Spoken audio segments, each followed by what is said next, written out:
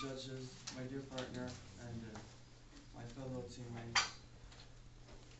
Well, first, before we start, I'd like you to realize that Cuba isn't this friendly nation next to the United States. Once Cuba in World War II, it has been caught that they were trying to smuggle nuclear weapons against the United States. Therefore, the United States has put in place this embargo because Cuba has a tyranny and they only oppress their people and their dictator isn't a very friendly person.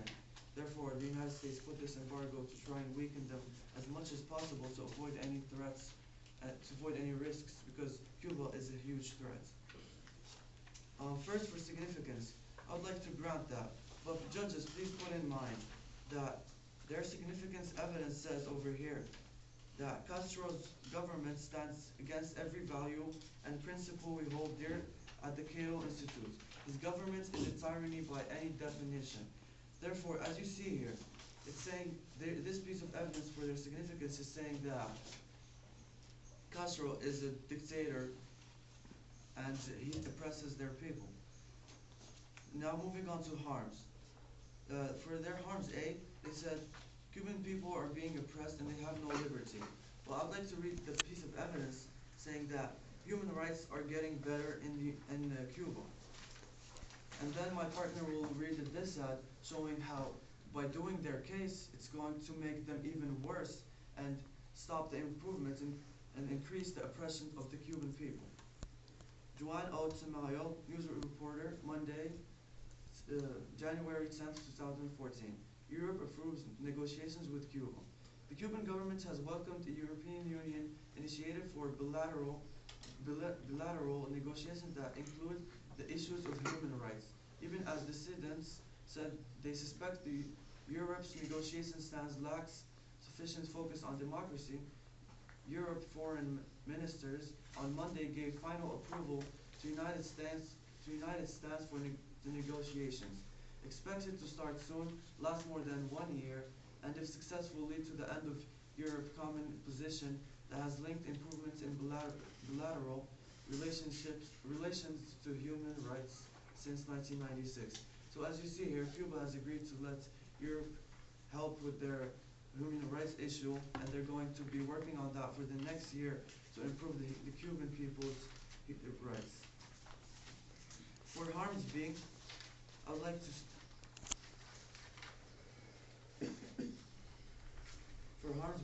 say that the affirmative team claimed that Cuba's economy is poor and they don't have, and I'd like to say over here that Cuba's economy is very good. Third World Economies magazine, the Cuban economy, January 2012.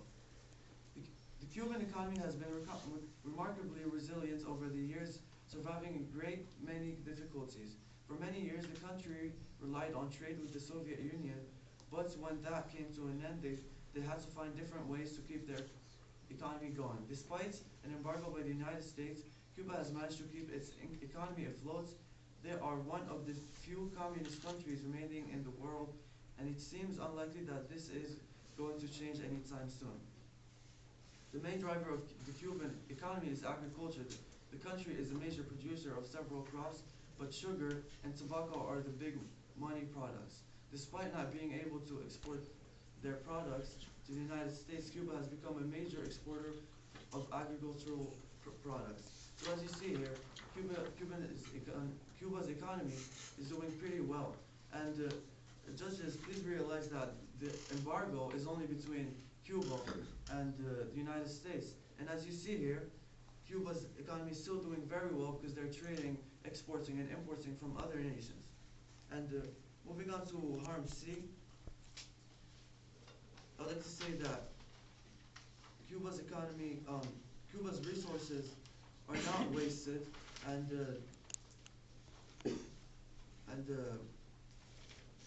they have good agriculture, as stated before, and it's not a harm because it's not true. And my partner will bring evidence showing that their resources are still there and are really good.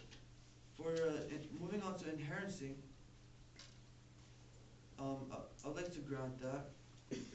And going to the solvency, A, you said Cuban people do not have justice, and as I said before, provided evidence for one of my harms arguments, human rights in Cuba are improving, and my partner will later on read a dissent showing how the affirmative team's case will make the Cuban people even suffer more with oppression from their dictator.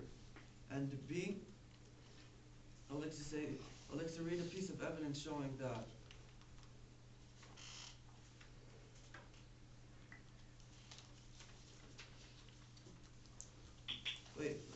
so I'll still be on A, and I'd like to read an evidence showing that maintaining the embargo is key to causing political change. Lifting the embargo will increase the power of the government.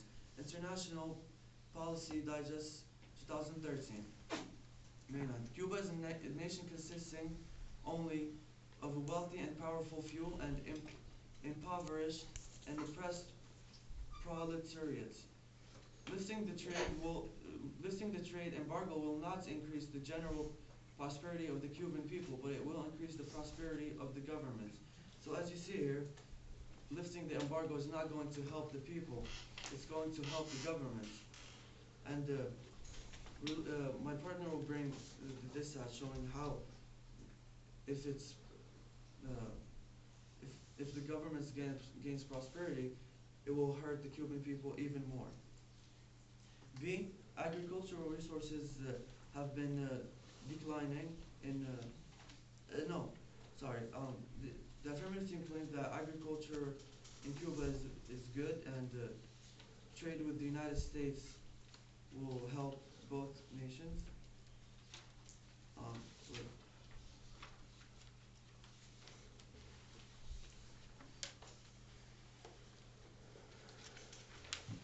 I'd like to read here that read a piece of evidence showing how lifting the embargo destroys Cuba's biodiversity. Dean, 2007. The New York Times. Cuba is home to a wide range of animals and plants, including some species found nowhere else on the planet. Once the embargo is lifted, their habitats could be destroyed. As tourism expands after the embargo is lifted, the very landscape that draws tourists in may be destroyed. Cuba is a priceless ecological resource. Many scientists are so worried about that will become of it after American government relaxes or ends its trade embargo. Its mountains, forests. Time's up. Time's up.